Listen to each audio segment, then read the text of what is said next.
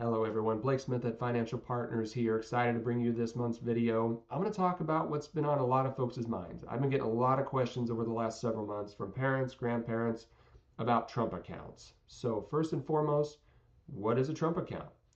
A Trump account is a long-term retirement savings vehicle that comes packed with many rules and restrictions.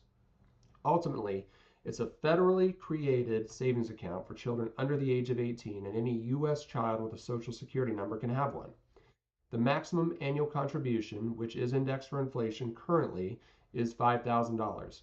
But since Trump accounts allow for many types of contributions from different sources, that annual limit can be exceeded. And in fact, the annual maximum can be surpassed in the very first year for some Trump account owners. How's that possible?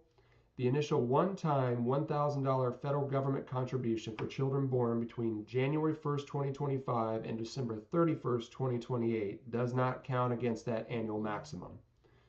Trump accounts are established by an election on IRS Form 4547, and the primary way to access the form and establish the account is via the website www.trumpaccounts.gov.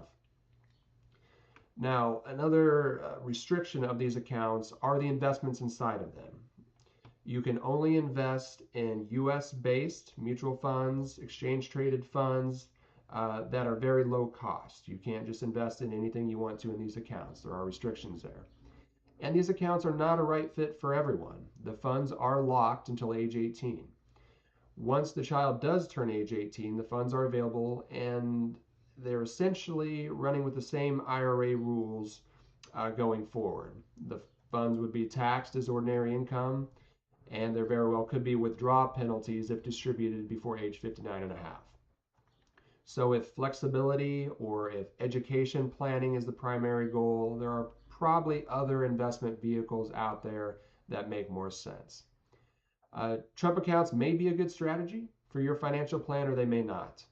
But it is interesting to look at the math, and we can just use simple math and say that the account is funded at $5,000, that annual maximum, up until the age of 17 for the child. Add in that $1,000 federal government contribution, and we can just use a simple, 8% annual return.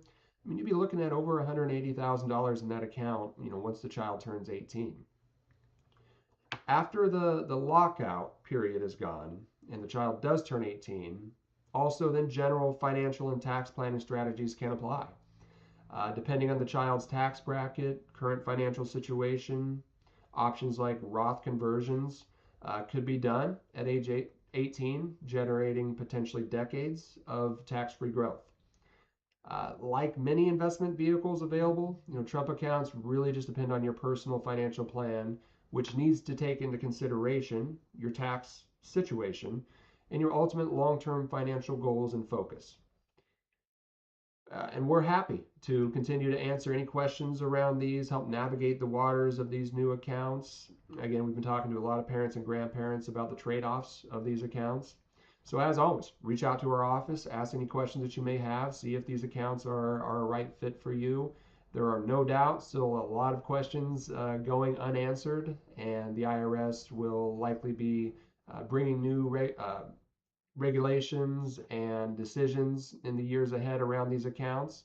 So feel free to give us a call if you do have questions, and we look forward to talking to all of you soon. Take care.